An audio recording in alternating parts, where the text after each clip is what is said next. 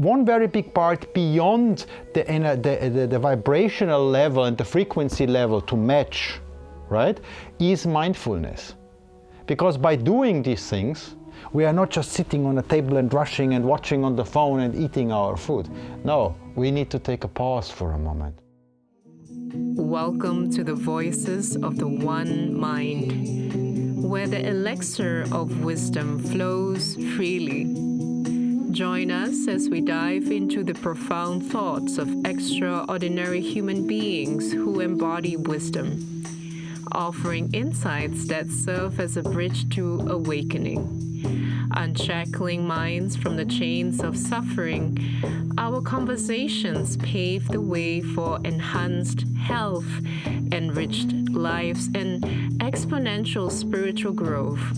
Get ready to sip on the nectar of the One Mind with us.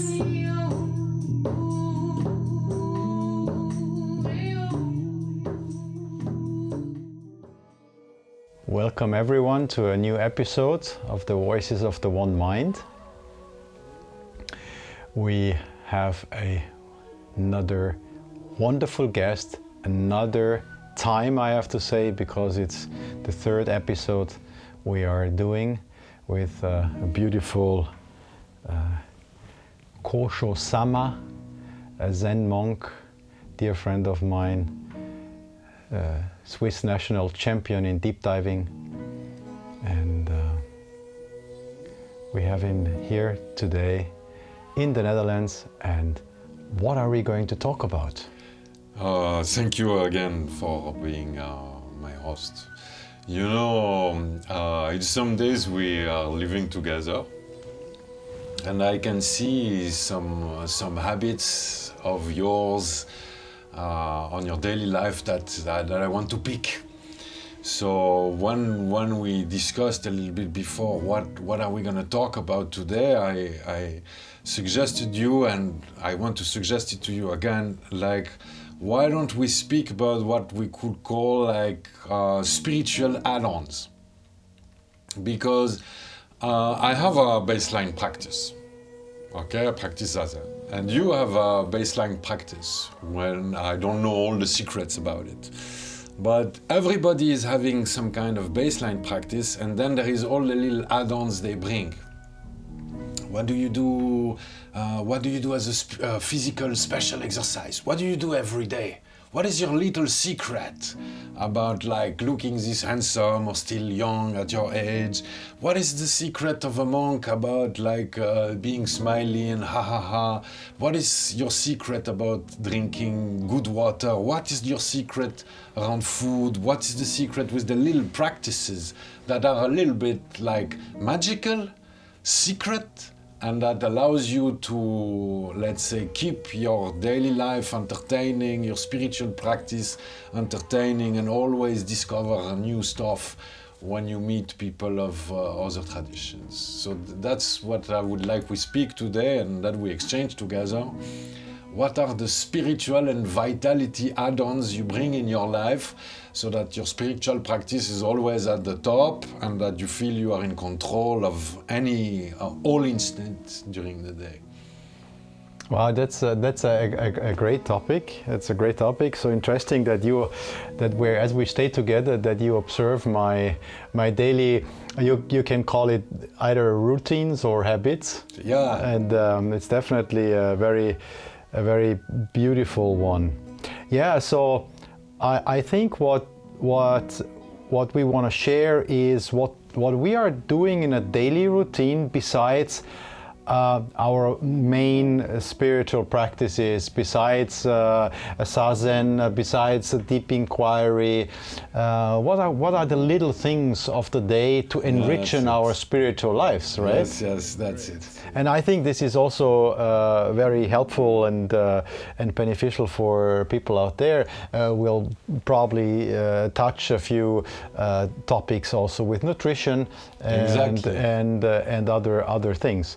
So talking about nutrition. I mean, I for myself have embarked many years ago in in something that is called the nutritional balance. The nutritional balance. The nutritional balance, exactly. Okay. Yeah, and the nutritional balance is practically you eat around 80% vegetables and 20% protein. Okay. Something in this ratio. So the protein can be either meat, the protein can be fish, Okay. the protein can be eggs or cheese. Yeah. Which are the richest protein in that sense. That I don't eat meat, so I do quite a lot of. I do eat a lot of sardines. What about like a protein powder? I don't know. I have not been taking protein powder. Every now and then I mix a little bit. I do a morning drink that I can explain, but every now and then I put some hemp protein there. Yeah. Okay. Yeah. I have not dived very deep into dived very deep into one thing that somebody was saying. There are some doctors that they say that protein powder destroys the structure of the cellular system in the brain, something like this. Like, I don't know. But of course, if people feel safe with it and good with it, also protein powder, whey protein or whatever is a good source.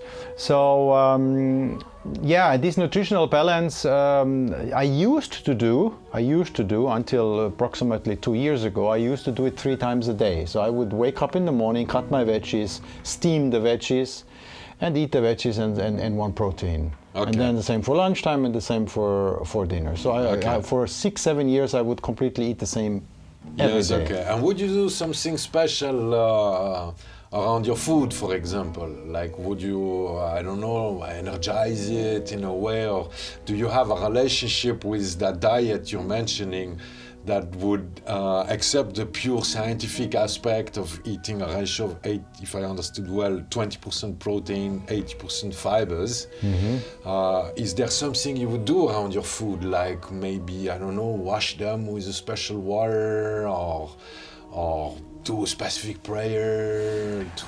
I mean, obviously, what we have at home is a water filter that takes out all the stuff that is there in the water, that can take out chlorine and also heavy metals. So a good water filter is necessary. Nice, yeah.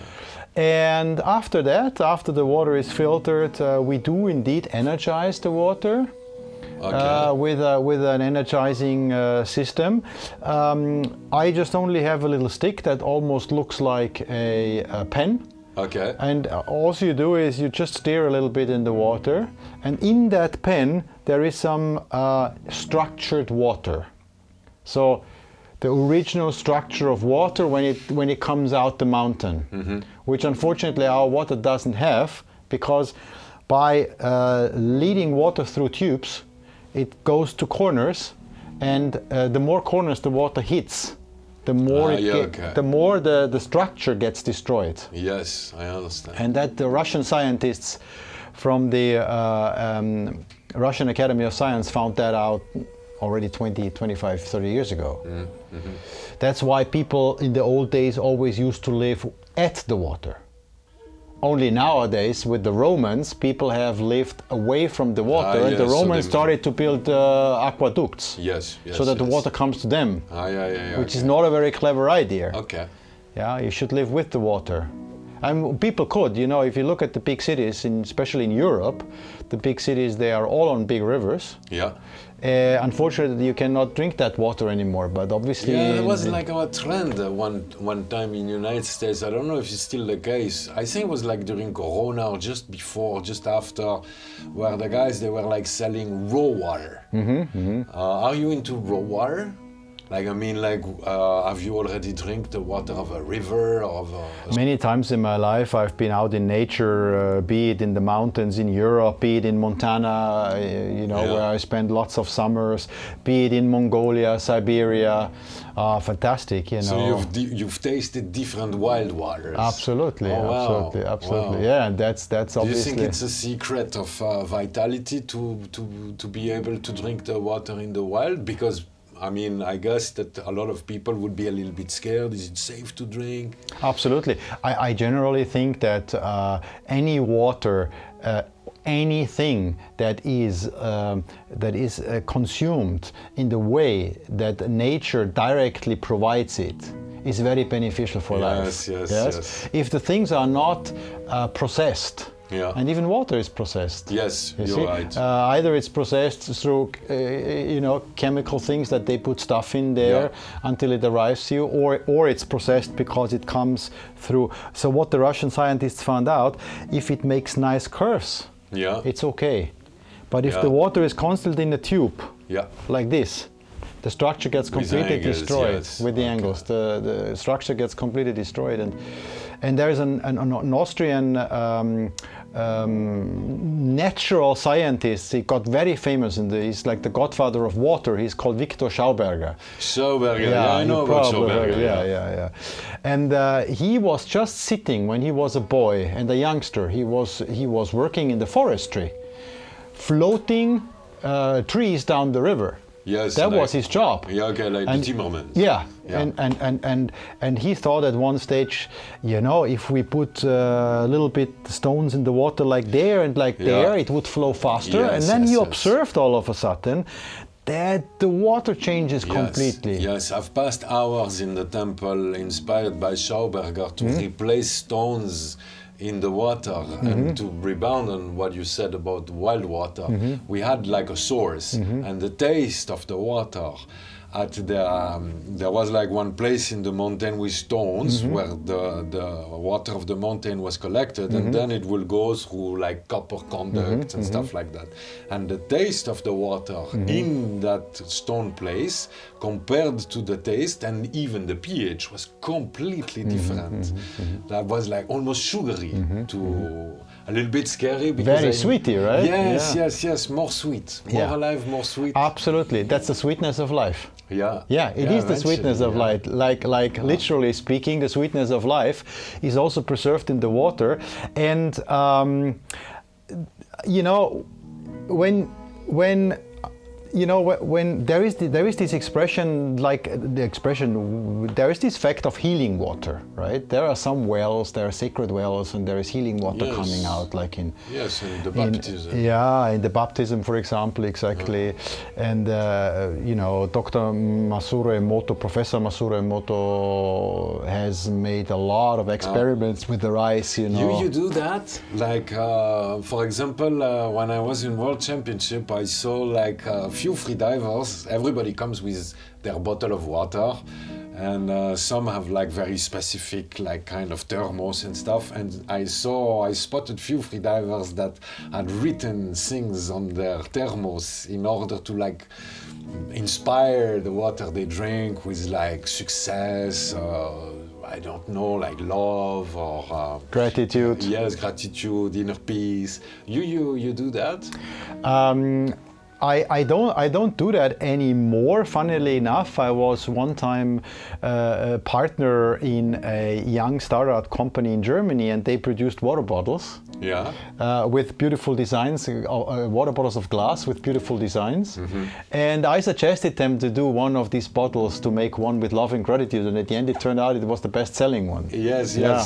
Well inspired by Masaru Emoto, a person, by the way, that passed transcended, but I was personally in contact with him a few times to exchange ideas. So he has proven that definitely it works.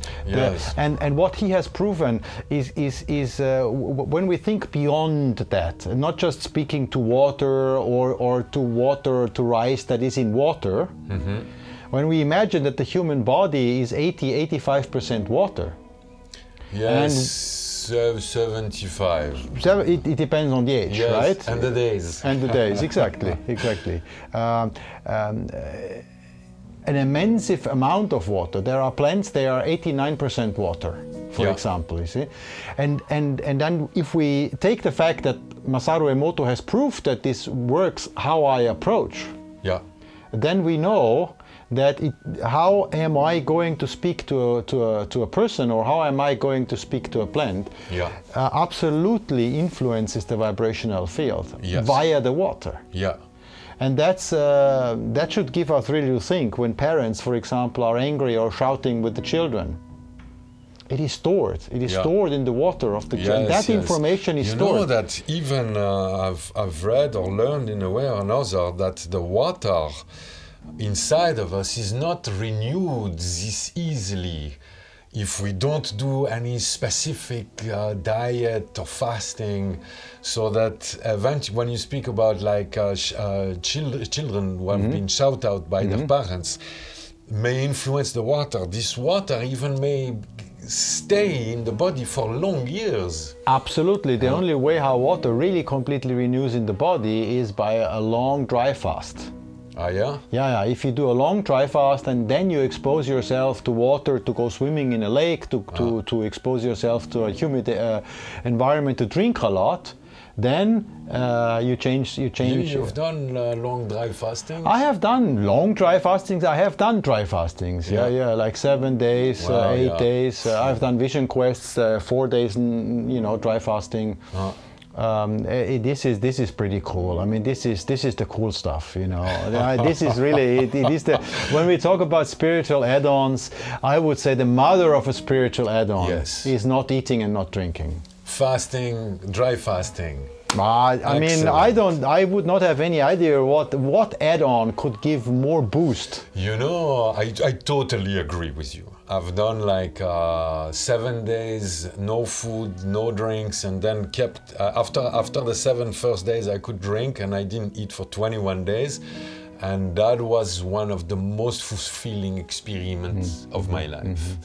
I did it because my master did it, but it's not something, for example, in Zen, it's not something which is not a requirement. It's not a requirement. So it's really like a wonderful add-on, like dry fasting. And during the dry fasting, I could like do Keshari Mudra, I practice Keshari Mudra. So I could like live of that complete fantasy that my brain, my soul, my spirit could feed me and give me water, or that I could like absorb the humidity of the air through my skin. That is really something really powerful. It is. I completely join you in it, that dry fasting and fasting is absolutely perfect. And I said to you before that I was eating 3 times a day, my diet for over like 6-7 years, and 2 years ago I actually changed and I only eat 1 time a day. I only eat 1 time a day in the late afternoon, normally early evening. And then I succeed, meaning it's not so much the mental state, it's more the state where I am if I'm traveling or if I have friends over. I cannot do it, but I try to keep at least 48 hours per week. You take 1 meal a day to allow yourself to be a bit constantly fasting or intermittently fasting. Yes, and on top of that, you don't have like some specific 1 meal a day point at a certain hour. It's more the fasting period, which is important. It's a fasting period. I try to fast 20 hours, 21 hours every day. And on top of that, I try to fast for minimum 48 hours to 72 hours. So like meaning regularly, like one time a week? Yes. I try to eat 5-6 days. And then I do a pause for 2 to 3 days. Oh, nice. How do you live it? Actually, it's just fantastic. Because... Do you prepare it? Like few days before, are you a little bit like, I'm not gonna eat? Absolutely not. Sometimes it happens that I think to myself, wow, it's 5-6 days over now, meaning that I'm eating 5-6 days. Yeah. And now actually I should stop for 2-3 days, and then I get, not today. Today I want to eat still. That happens, So you're not this super strict. And then I eat, for example, 7 days in a row, 1 time a day. Yeah. And then I decide, and what I normally do is the first 24 hours dry fasting. Okay. Completely dry, nothing. Okay. And I take supplements, of course, every day. And I don't ingest anything into my body on that day. Okay, nothing comes into your mouth. Nothing comes into the mouth. No supplement, nothing. Okay. So that's for 24 hours, and then on the next 24 hours, I do just water. Yeah, okay. Just water. And on the third day, I might start with a celery juice, a tea, something you like have this. like a little recovery Exactly. time, Not eating, just one juice, 1-2 juices per day, very soft ones, and tea.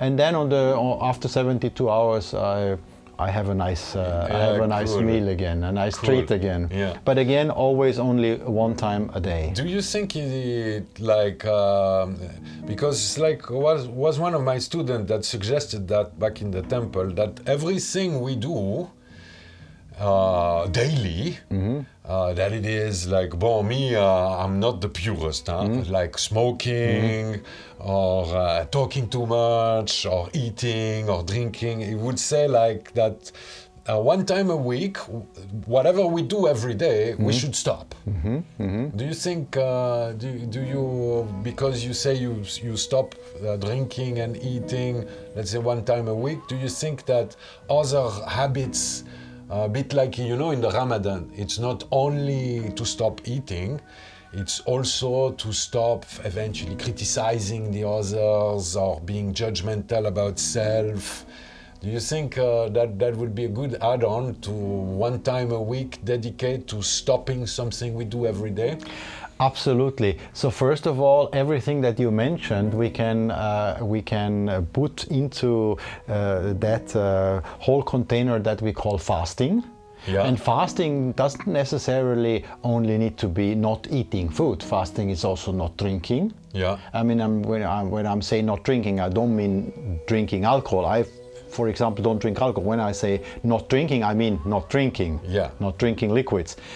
But then fasting is also not smoking. Fasting is also sexually fasting, for example. Okay. Yeah, things like this. So fasting can have many aspects.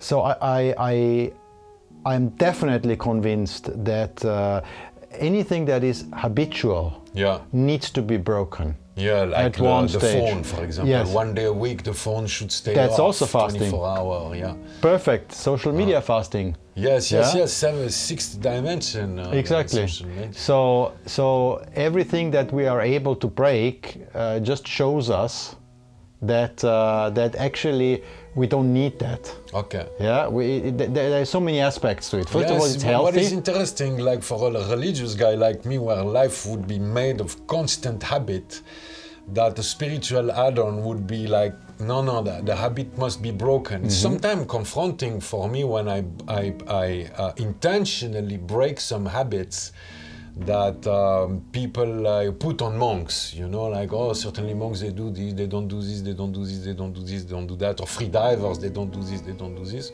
I think it's really interesting to break habits eventually in both senses. That if you never party, for example, it would be nice that once, sometime you have a good celebration and a party. Do you think it would go in both senses? Or only, let's say, into the meditative purity direction, to be spiritual? I mean, to be like a vitality boost. Vitality boost is one question. To be spiritual is another for me. I mean, we have so many people, remarkable people on this planet. I mean, just look at Osho, right? Osho was teaching, a very good spirituality in my eyes, and on the other hand, he had, I don't know how much, 99 Rolls Royce and how many golden. Yes, but they weren't his. Okay. he used them. Yes. Meaning he used also that luxury, and I do see how that benefits. The life vitality, meaning the freshening up, because it's something, everything that we do, not habitual, in a way is somehow shaking up for the system, isn't it? Yes, right? Totally. It's if we are 5 days in a warm room, and all of a sudden we jump out half naked into the cold garden, boom. Or if you live all year long in Holland, sometimes it's good to go somewhere else to see that beyond that clouds, there is sun Exactly. So definitely breaking habits is very good. And coming back to like add-ons, you were asking me, do you do some process with the food? Yeah. I have to say, for definitely a period of actually I kind of, over only the last months, I not lost it, but didn't do it anymore, and I could not explain you why. But for at least 20 years, I was blessing my food. Yeah, that's what happened with the spiritual add-ons. They come, they go, and then we miss them, and we would like to bring them back. And it's a little bit like playing. Mm-hmm. Yeah, I have the same in the temple. The evening meal is not a sacred meal. Mm-hmm. Okay, it's a top-up for the monks that like to eat a lot. But the morning meal, there is chanting on the food. And I remember that compared to, I don't know what was happening in the mind of the others. But when I would, let's imagine this was my bowl, I would take it like this. We don't use these fingers. Just if you want to reproduce it one day, you hold your food like this, and then we will sing this sutra. And then I remember one day this Argentinian monk, while we were singing the sutra, when the sutra is finished, he asks the master, why do we sing the sutras holding the food like this? And my master likes to dodge the difficult question, and this was one for him, so I interrupted him and said, because when we sing to our food, the sound of our vibration, like Kosho, Kapila, the sound of our vibration makes that the food vibrates on the same frequency than ourselves, and so is more digestible. Fantastic. And I remember both of the monks, my master and these Argentinian monks, looked at each other like, oh, that was like a good input, a good add-on. The way how I used to do it, and probably I feel, as we talk now, to come back to it, I would just stay. And so people think, when you say like bless your food, I didn't really bless the food, neither intentionally nor I would speak something. I always try to be completely empty of mind. Not to say thank you very much that I get this food and whatever. But you would put your hands in a certain position. I would put the hands 10-15 centimeters above the food and would hold it maybe for 20 seconds, 30 seconds. Yeah. And that then happens exactly being completely empty. And then exactly happens, because then the vibrational field flows the best. Then exactly happens what you just said. Your vibrational field is applied to the food on an energetical level before physically it enters your mouth. And then I would do the opposite, and then I would go like this.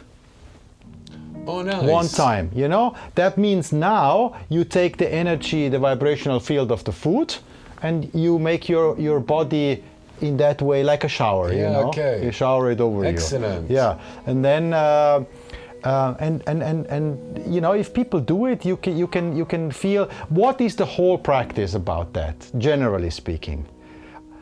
One very big part of it, not one very big part beyond the vibrational level and the frequency level to match, right, is mindfulness. Because by doing these things, we are not just sitting on a table and rushing and watching on the phone and eating our food. No, we need to take a pause for a moment. That's why, for example, I didn't think anything. I didn't talk inside to the food or something, like a prayer, thank you very much or something. No, just be completely empty. And then it's almost like the whole energy that the food will give you practically is already in the body. Yes. I was thinking you don't even need to eat the food in the end. Here you go. You could now say the thing is done. Thank you very much. Yes. But then, of course, for the body and for the perceptual thought, let's taste the salt. Let's taste the thing. So that's definitely something to be mindful about, the ingestion of anything into the body, whether be it drinking, be it alcohol, be it food, be it smoking is also ingesting something into the body in a way. You know, I would like that we switch to another level of spiritual add-ons and get a little bit away from the food and the drink. Okay, I think by now we've shown different things: chanting, vibrating, making your mind empty.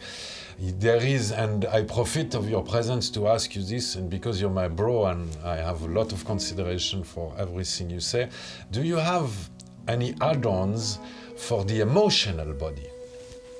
Do you have, like, for example, when you're a little bit drowning inside of an emotion? I don't mean anger, because anger, when we're drowning, for me, anger is not really an emotion. It's like a reaction to some stress.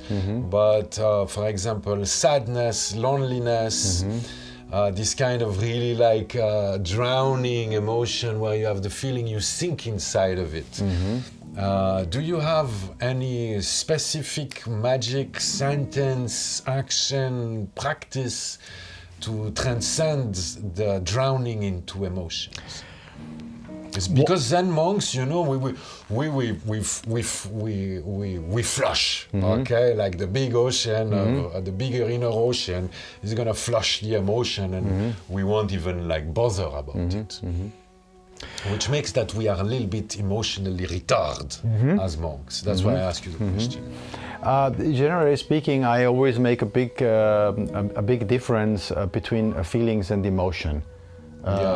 Feelings is, I say it very blunt, feelings is something natural, and emotion is an illusion made up disease. Okay, for me. Emotion is an illusionally made up dis-ease. Okay. Dis-ease. Okay. Not an illness, but a dis-ease. You're not easy anymore. Right? As you just said, feeling, and anger is a feeling, right? Emotion are these hard-blooded outbursts that they come and they go, because a feeling can be long, right? You can be angry for a very long time. But an emotion is mostly coming and going. I mean, can take a few minutes, can take even an hours. But emotion is not something that is going on constantly. I mean, look at the guys that are depressed, for example. A depression can go on depression for is not years. really. Is depression an emotion? I don't know. No, I would not categorize I guess it. that the people who are depressed are like mostly having they are drowning themselves in any kind of, you know, like I don't know. My depressions like go back when I was a late teenager.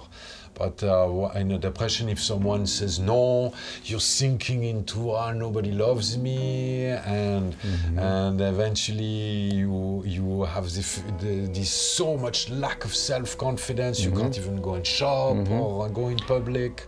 That's an emotion. Yeah. Yes. And what is the difference? That is an emotion that comes from a story that the perceptual thinking is making up. Yes. I was a child and nobody likes me and now I'm here in this thing. That's an emotion. It's not a feeling. Yes. It's not a feeling. So by now, what would you recommend? So all the time. When you're facing this. Yes, all the time when I in my life was facing a shadow moment of the soul. Okay. Yeah. Something happened that would impact me. You know, that I was really more like contracting, you know, where my body was contracting or I was contracting, mentally contracting. Fortunately, I had this sentence always with me, and I was always able to practice it. I was always able to keep one hand above the water and lift myself out. There was still this bar hanging, and this bar I was carrying with me all time of my life, metaphorically speaking. When I was drowning, in some kind of these feelings, I was always able to catch that bar. And what was that bar? That bar was that one sentence saying, okay, now you are in contraction. What is in this very moment the possibility of expansion? Where is there a possibility to expand no matter what's happening? And I can only speak from that perspective as I have experienced it. I cannot say, other people might say yes, but this doesn't... but that would help you to get focused on something else than your own drowning, right? Absolutely, because the own... So, like, let's say it also can be a psychological trick.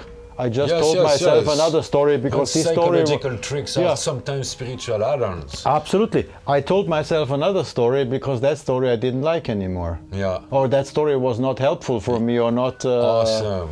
You see, a story, meaning I was like, okay, you know...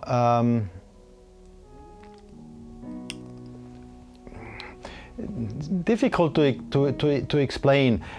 It was this feeling that I personally in this life I have this idea of always being taken care. I never had an idea of, oh my God, you know, I don't have enough money or I end up on the street or whatever, even if in situations where I had little money or where I had no money. I was never drowning then. Because I always knew, no, I mean, you know, we are living in a big, complex construct of a lot of stories. And if we believe all these stories, that's where we start to drown. So it's a little bit difficult also to talk on these add-ons when you are emotional. Because any add-on when you are emotional, when you're depressed, what you just mentioned, will always be only a remedy, and it will always be a story. If we go into that topic, from my perspective, we would need to start on a different level. Why does it even happen that I get this depression? I understand this, but this will be like going into a process. Absolutely. And the idea is more like, okay, like you know, that's what I sometimes call like pearls of wisdom or glitters of wisdom. If I understand well, which I will try, because I have to face emotions, not because I'm a monk that I don't have emotions. But I like that you suggest that we have to ask ourselves where we can expand. You're sad because of a certain context. Okay, so we can imagine like a seed wanting to get to the surface and sprout, but there is that stone. Okay, and that stone is in that moment the sadness. In which other way, where can we expand? I like it. Yeah, I like it. I like it a lot, and I will help the person who does that exercise, I assume, to a little bit like change the focus and not being looking at the grinding the charcoal constantly. Yeah, it's cool. Me, I have the tendency to say, to try to define the emotion. Anger, whenever I don't like to consider that anger is an emotion, because when the people consider anger as an emotion, they give themselves a false excuse. Okay, anger is a reaction to some kind of stress, and when we express anger, we've just missed patience.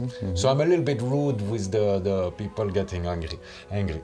But for example, sadness, I would recognize I'm sad, and I would say to myself, sadness is not an illusion. The person who's sad is the illusion. And that will help me to accept that sadness as not being something I need to personalize. Understand? And I will accept like pure sadness, eventually cry a moment or give the sign of that emotions, and then rebuild.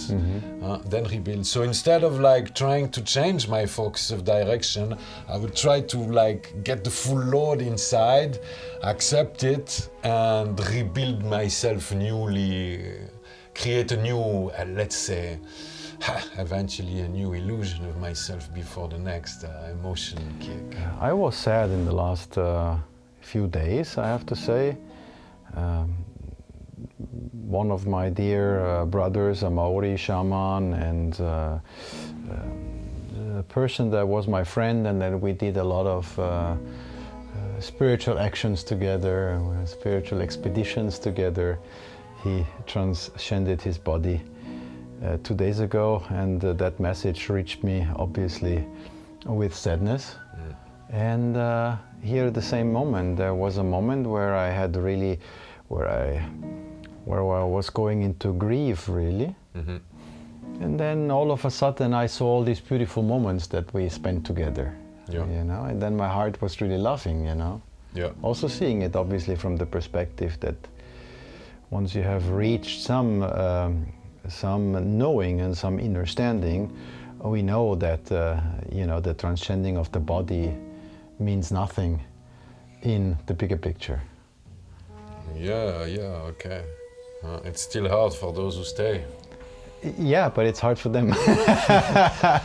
We always do. That's what we always say. We always do funerals. We only do for the community. We don't do funerals for the person. Oh yeah, Yeah, no. you know. No, definitely. It's always for the community. So. We can talk about another emotion. Do you consider, for example, when you are joyful? I mean, like when we fall into sadness, we tend to try to change our ways. It's not super funny to be sad. When we are joyful, do you do something specific? Like, do you celebrate when you are joyful, or do you give thanks or something like that? You mean when I feel happy? Yeah. Do I? Do you do the same introspection of your happiness and have a relationship with it? Because, for example, when you say when you're sad or drowning into sadness, you will look for which way, in which way you could expand. And when you feel joy, for example, would you let it go just like this, or would you also temper it? Well, I mean, if we would see it from the same perspective, then you would say, okay, wow, now I'm expansion. Yeah, okay. How can I contract? You know. Yeah, but no, I'm not doing this. Of course, there is an introspection in that way. What is this joy? This is a question that is always asked. Yeah. You know, is this a joy that is a sustainable joy? So is it coming from a sustainable soil? Yeah. Or is it a joy that is coming because I don't know, you got a present, or you know tomorrow you're going on a holiday and you know meeting friends? Yeah. And so if the latter is the case, here again. I go to an inquiry and say, okay, where is that coming from? You know, this kind of. For me, as long as the joy stays on a certain frequency band quite straight, then for me personally it's okay. Yeah, okay. But if the joy gets these things, then it would become an emotion. Okay. You know, then it would become the heat, and the heat pushes you up and lets you fall, pushes you up and lets you fall. Yeah. How did you call the emotion before? Like a disease of the soul, or a dis-ease? Yeah. Yeah, a dis-ease. Yeah. Okay. So for you, you're not this much into emotions, right? No, absolutely not. Yeah, I try, but the thing is, this must not be misunderstood. Not that I am not empathic to people, not that I don't have a heart open to people that are struggling. Yeah. But I have always I would not even say tried. It was in a way natural to stay in a way emotionally stable. Yes, you have a mission also. To have kind of a line. it not always succeeded. There was also point, like spikes out and spikes down, for sure. But for example, humans tend to forget things when they are in an emotional turmoil. Yeah. Forget things that they have agreed to someone. They don't show up. Yes. They throw people out of their house. Yeah, they forget that they love these people when they get angry against them. You told me a story what happened in your temple if guests that come in a fuse burns. That is an emotional completely meltdown. Yes. Right? Yeah. And so obviously these kind of things are very detrimental for your surroundings, because nobody can anymore in a way have trust on you, that you will be a stable personality, that you will not be corrupt. We've been talking the other day about, are you corruptible, are you, Yes. We can not only say, are you only spiritual corruptible, No, are you only corruptible by money? Corruptible. We cannot only say, are you corruptible only by money, are you corruptible, by this and that.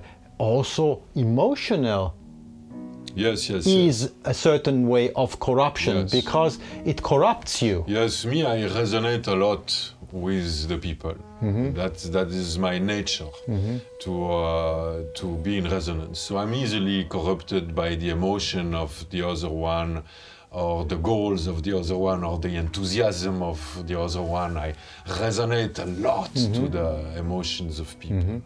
I also meant not just that other people are corrupted by the emotions of others. One is corrupting itself through an emotional outburst. Because you cannot, these people tend to not hold anymore their position. And staying to what they promise to the other person, that you can be a reliable, a reliable. So for you, emotion is part of that turmoil of the world. Huh?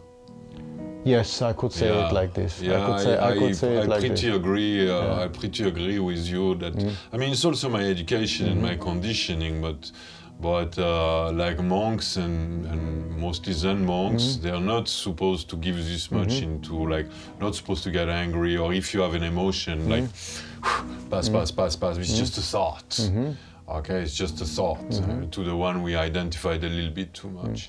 I already hear people saying out there, but this is crazy. We have psychologists, we have emotions, and we need to go deep into the emotions and things like this. And I will very clearly say them, no.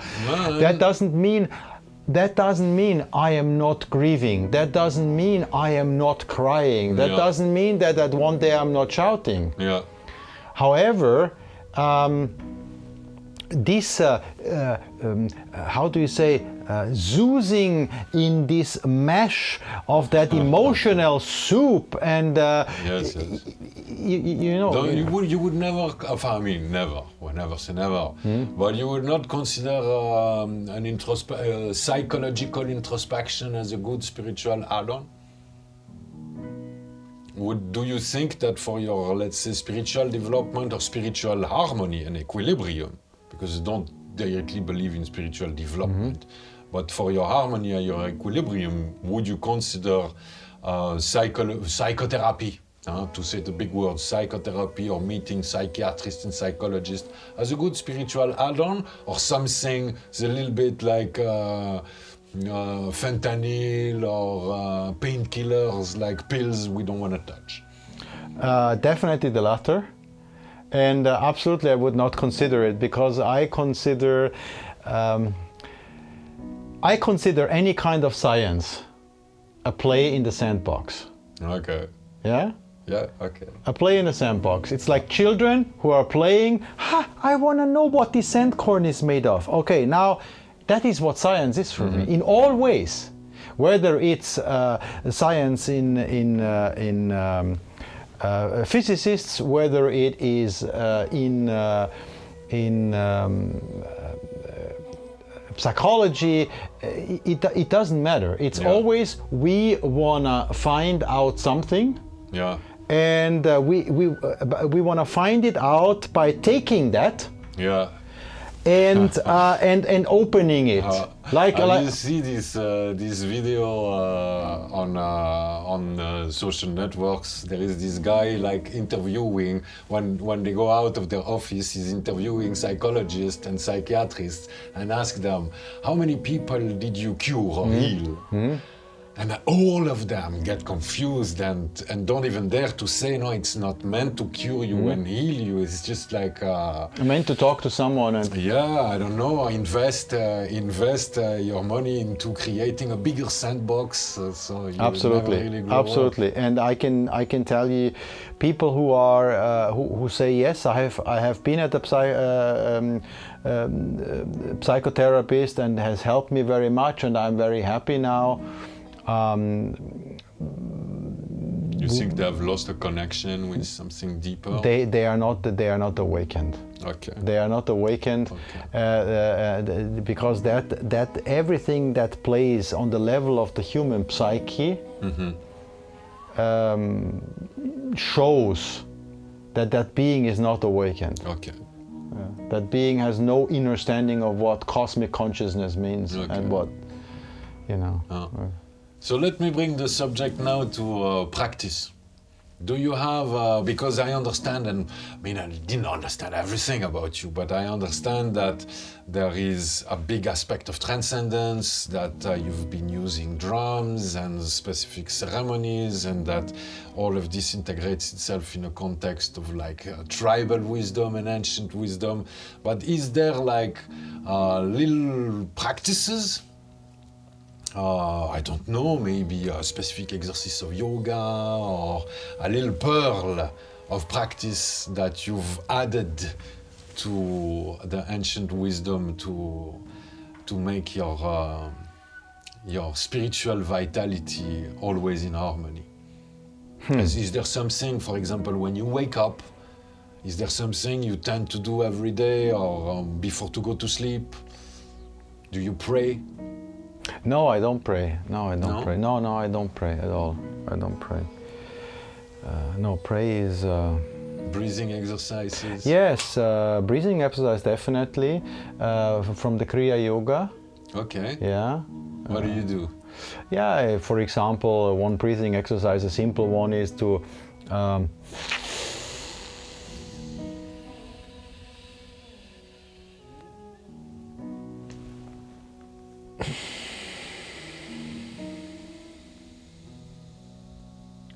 3 times, you change the nostrils. And then you go...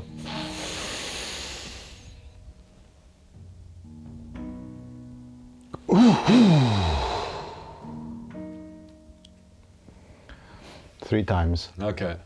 So 3 times in, out, in, out, in, out, and then the last one in and... No, but 3 times you do the...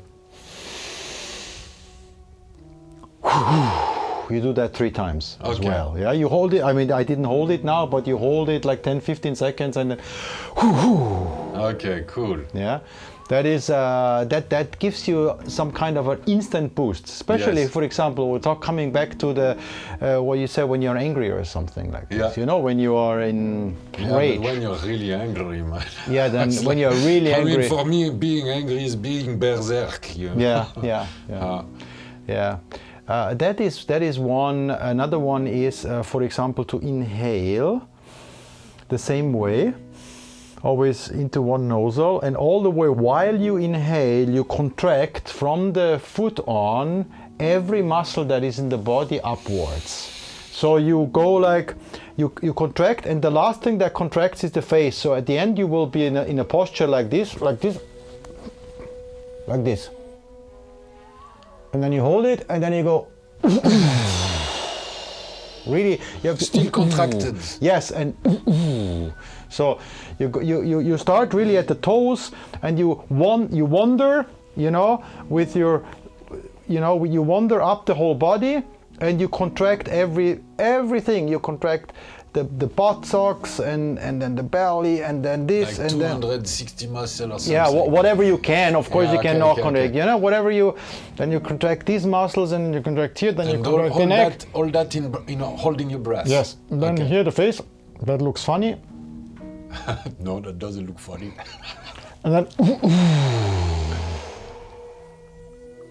And you have an intention when you exhale? no, the best Just- is always to be empty. Just to be empty. I mean, of course, you can have an intention and you can tell, okay, I'm releasing all the energy that doesn't serve Yes, anymore, yes, right? yes, if yes, you yes. if you want to do that, kind of, affirmations. I'm not so much a fan of neither praying nor when I affirmations. tried one day, it was funny. I tried in free diving. When I would take my last breath, I would inhale an affirmation, but very simple, without even I am. So, for example, the first one I tried was in French, bienveillance, when you're benevolent, something like this, and watchful of the others. So I would inhale and sing benevolence, and maybe this one was a little bit fake, and then I would dive deep and see what would happen of that sort, the deeper I would go. That was I like sometimes to do affirmation if there is a spiritual practice related to it. That's why I asked if there was an intention in your breath, because affirmations for affirmation, I am this, I am that, for me it's just a way to push identification. So I don't think it's affirmation, self-affirmation, yeah, okay, if you really need, but... There are spiritual practice, small spiritual practices for daily life that I learned when I was staying with the Native American, and one, for example, is called Don't Leave Traces. That means wherever you are, whether it's in a restaurant, whether it's on a toilet, whether it's at home, wherever you are and whatever you do, you leave the place that you have been exactly in the same way that it was before, or better. But you don't leave traces. So if you go to a restaurant, by the time you have eaten, you leave the place, not the table full of breadcrumbs and all kind of things. You leave it like in a completely... Okay. Yeah, and that is also a training of which is helping to again be more mindful. Be mindful with other people. Be mindful with your surroundings. Yeah, of your impact. Your impact, exactly. Yeah. Not just jumping somewhere in and making a lot of dirt, and then others are paid to clean up. Yeah, in Zen we have that saying about like spotless Zen. Like don't let any spot behind you, like when you finish your bowl, clean your bowl. If you go to the toilet, clean. Okay, well, this I didn't learn in Zen, but with my mom. Okay, so yes, definitely. I remember also seeing something like the ninjas having some kind of specific mudra to hide their traces. So not only the ninja doesn't let like a footprint, but even after doing its action as a spy, let's say, he would do a little meditation with a specific mudra, I don't remember. And this mudra was meant to even remove the traces inside of his own mind. So he would forget even about his action. Wow. Yeah. And for me, it was a bit confronting because that was like the Zen where you don't make any traces, and this ninja thing where you would hide there or make your traces disappear. And I was wondering if that was the same. Is is the spotless Zen, so like to take like a low-level example, but you go in a toilet, you pee on the side, and the ninja will clean after. But the monk, he would not pee on the side. So like there was like one direction of the mind what it was like you don't have any impact. And then I was like the ninja version where you have an impact, but you'll make it disappear afterwards. I thought it was interesting. I would go for the second version, because the monk that doesn't stay with this example doesn't pee to the side in the first place, because everything that happens has some kind of an impact. Yeah. Everything that happens in the universe is an energy and an impact that is stored in some way. Yes. Yeah, there is nothing to wipe away. Yeah. Everything is there always. Okay. So I would go for the monk style. Okay, we are no with the ninjas. ninja. We are no ninjas. Yeah. Thank you very much for an interesting talk again. There is an amazing amount of add-ons we can bring in our life, don't you think?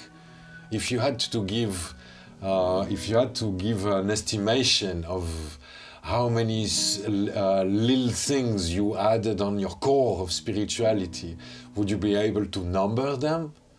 To say, yeah, me, I do 10,000 things on top of it, or do just a few, or would you go to an infinite amount? I would need to sit down and even think about it to be aware what I'm doing during the whole day, which for me is normality, and for other people they might say, well, is this a special practice you are doing? Yeah. I mean, from tongue scratching in the morning when I wake up, oil pulling, first thing when I wake up, oil pulling, second thing is tongue scraping. Is this normal? I mean, yes, for people. For you, I was wondering if you were doing oil pulling when I see you the morning. Yeah. Then I do, for example, coffee enemas. I do coffee enemas almost every day. I try to do at least 5-6 per week. Oh wow! I don't do them on the week on the second day of the fasting when I'm dry. Yeah. Then I don't do them anymore. Okay. So, but normally I do them every day. Do you think this is how we build like a ritual when these habits, let's say these add-ons, are integrated into daily life? From like add-ons it becomes routine, and from routine it becomes like a ritual of life, and that what helps you to maintain like let's say a high level of spiritual realm in your daily life. I think it helps you, for example, when you have a clean gut. When we say the gut is the second brain, right? Yeah. And when you have a clean gut and it's the second brain, you have a clean brain, you are easier to be in meditation, and there is not so much noise going on. Yes. With for example, if you are going out in nature, for example, if you go to nature in a regular pace, like every day, every second day, you do walks in the nature. Mm-hmm. It's not only that your body feels more vital and that you feel more agile, but also your whole attention, your whole centeredness, gives you, enables you a better environment to ground your spiritual work on it. Yeah.